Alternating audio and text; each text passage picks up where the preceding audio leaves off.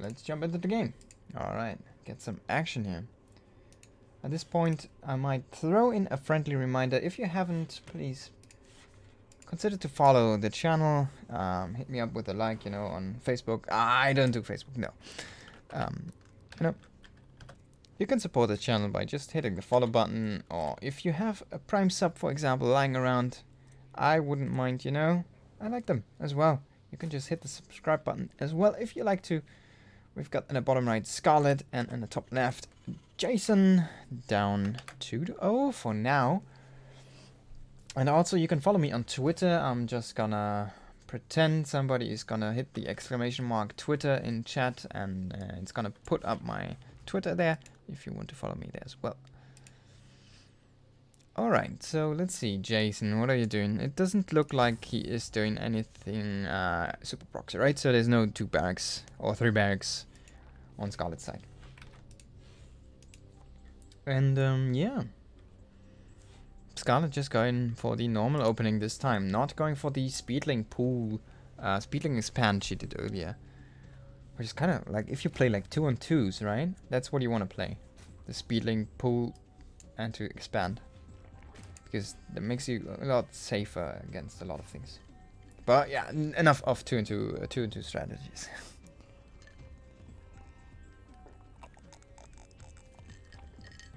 Alright. So Jason, what are you gonna bring to the table this time? I'm really curious. Death Aura is a huge map again.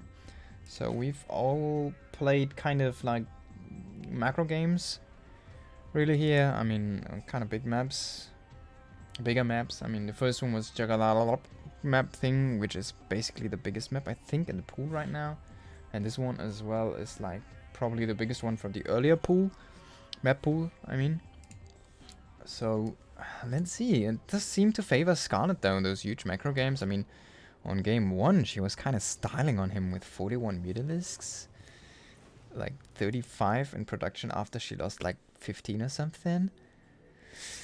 Yeah, it's a little bit rough if you go down like that. Oh, thank you, man. Best observer ever. Love, love.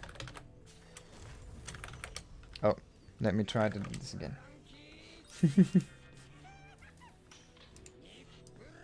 Thank you for the follow there. Alright, we got our Reaper coming up now. Link's already in position here, though.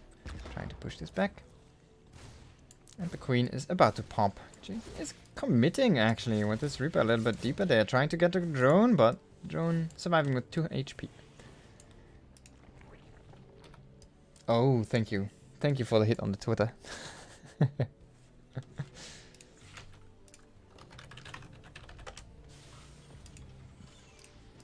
Alright, we're gonna get Starport. We're gonna get a reactor again. Maybe for Hellions? Let's see. Maybe it's gonna be something else. Maybe it's like a tank with Marines or something, you know? With a Medivac. Could be happening, but there is no... Nah, it's gonna be Hellions. Okay, okay. Okay, this looks a little bit like... I'm kind of waiting for the fusion core, you know? After the Starport's done. Looks a little bit like a Battlecruiser opening for me. So far. Like, looking just at the add-ons. But... And I mean, kind of, I got a feeling for Jason, how he likes to play now. Observing a couple of his games. There we go. It's gonna be Banshee though. Oh, that's interesting. With Cloak. So I like it. Doing something different this game. It's gonna be Hellion Banshee. Hopefully with an armory. So it's gonna be Hellbat Banshee. Maybe as a push. He also can just do Hellion Banshee to harass. On multiple fronts, but we're gonna see an armory for now, which is gonna be proxied in a very interesting location. This is around where he would be taking his 5th base, so it's like a spot that's not interesting at all for quite a while. And yeah, I like this. I like this. So this is gonna be most likely a frontal push, seeing it like this, being hidden. And yeah, let's hope it can be, you know, disguised well enough. So far, Scarlett doesn't know what's coming. She doesn't know what's up. What has she seen? Let's check after she defends off these Hellions here and they actually run away safely. What has she actually seen? So she's seen the Starport with the production, so she might know, yeah, there's Banshees coming. Okay, let's see. We're gonna have some Spore Crawlers here inside the bases, but you want one in between. Like at this area, we want one Spore here actually. We have 4 queens pushing right now. We have 7 in total. But we're gonna have ton of Hellions, ton of Hellbats, and we only have the Bane Nest starting right now. Let's see, we have no lava at all. This is only 18 links, and I think if it's a game Jason can take, this might be the one. This is looking insanely good for him right now. If he can macro well enough in behind this, he might just be able to take, take an insane lead here in this game. Right, we got the Reaper with a grenade. He might want to bounce some queens into the Hellbats here. He's not going to use this for now. He's just going to move shot them Hellbats against queens here. And the Banshee is fighting against drones. Banshee's actually going into the mineral lines, but not really, you know, going deep enough because there is spores sitting inside the lines and all of the Hellbats have been pushed down. So now, I mean, 9 kills going down here, which is not bad, but you lose all of your push potential with this. And this Banshee gets away, which is nice. Both of the Banshees get away. So yes, we get Banshee speed. Wow, amazing. I love this. So get something fresh on the table here. So this looks to be a Hellion Cyclone Speed Banshee. Trading game here. Double armory. Okay, this is a mistake. This is a mistake. We have 1 armory already sitting here. We don't need 3 armories. You can use your armory down there. You want to use it maybe not for attack, but for armor. I don't think that he's gonna triple upgrade.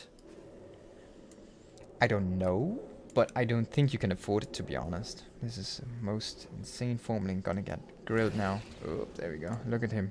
He lost the helmet. Alright, on the other side, let's see what does Scarlett do to counter this. We have a Spire going down. The 4th base is about to be done here. But this Spore is actually in position. Yeah.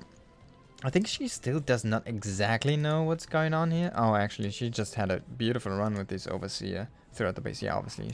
So she knows exactly what's going on. She cancelled Baning Speed, did she? No, actually she didn't. She's still getting it. I mean, against Cyclone Hellion, you can play it with Link Bane, basically. You can do that. Link Bane Hydra, you can play that. It works. It's not gonna be your best bet, but it works. And if you catch them once, then you have, like, you know, with your Banes, it's amazing damage against those units. Yeah, this was a little bit forgotten here. So, we've got 2 armories. Let's see if we get 3 upgrades. I mean, 3 armories. I don't think it's gonna be happening here. I mean, what can he get? Like, ship weapons now? Does he do it? It would be kind of fun to see if he does it. Alright, we are lacking anti-air here. We are lacking anti-air vastly. We only have 4 Cyclones and 1 Marine.